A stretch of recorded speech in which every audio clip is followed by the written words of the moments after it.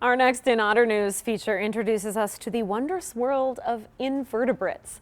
Kelly from the Lake Superior Zoo teaches us why we should care about the blue death-feigning beetle. My name is Kelly Carroll. I am a zookeeper here at the Lake Superior Zoo, and these are our blue death feigning beetles that we're going to be meeting today. So they are relatively new additions to our ambassador animal collection, and they have been very popular. They're really, really fun. So a blue death feigning beetle is a really interesting animal because they aren't blue and they don't really play dead like you think they do. So they're kind of a little bug that's full of misconceptions, which is super cool. So yeah, we have one here, there's one right here, there's one over here. The blue is a wax coating that they secrete, so they're not actually blue, they are black, and they secrete this wax coating because it makes their exoskeleton a lot harder, but if they get wet, then that wax coating will come off. These guys live in the southwestern United States, so think Utah, the Mojave Desert, you'll find them around here. Take some out to show you guys. You two seem very active today. So this looks like one of our females. It's really hard to tell apart the difference between males and females. The males are just a tiny bit smaller than females, which is pretty common in the bug world, and they have red hair on their antenna that they will use to tickle the females' backs when they go to mate, which I think is kind of cute. They're also kind of clumsy, but I think that adds to their charm. They have huge personalities, so it's always fun to show people what these guys are like, because not many people have seen beetles that look like these before.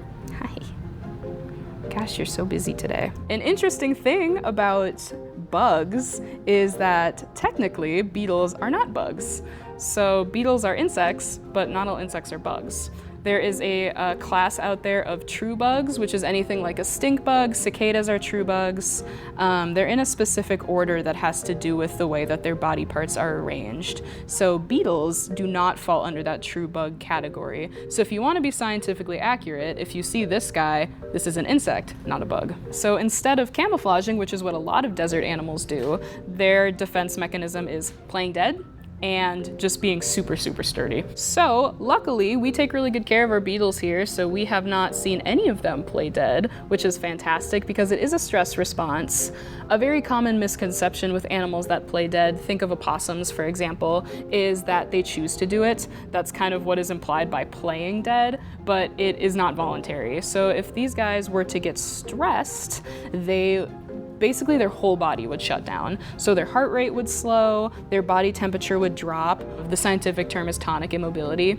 So with these guys, they will flip over on their backs with their legs in the air, and they will secrete a nasty little smell, so animals wouldn't want to eat them because they would taste bad. And then once their nerves sense that everything is safe, this can take anywhere from a few minutes to hours, then they will slowly wake back up and their body systems will get back online. We try to be extra careful with these guys because it is a stress response, so we don't want them to feel like they have to do that. And we want these guys to be as happy as possible. You're the most active beetle. Really showing off for the camera today. What do you think, little lady? Blue death feigning beetles are so charming and unique and interesting that they're a wonderful introductory species to the world of invertebrates. You gonna go back down? There you go. I guess I can give you guys your saloon doors back. They've got places to be.